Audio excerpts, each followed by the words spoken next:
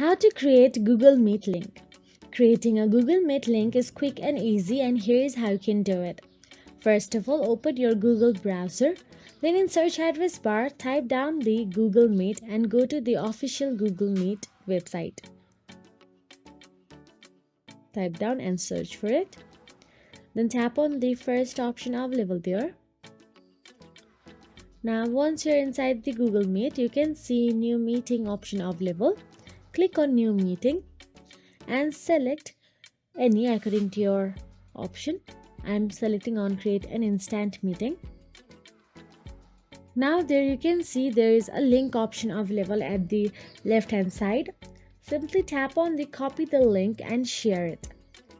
All you have to do is copy that link and send the messages as a message or email to any of your friend or colleagues you want to join on Google Meet, and that is it. If you found this video helpful, please like, share and subscribe, and thank you so much for watching.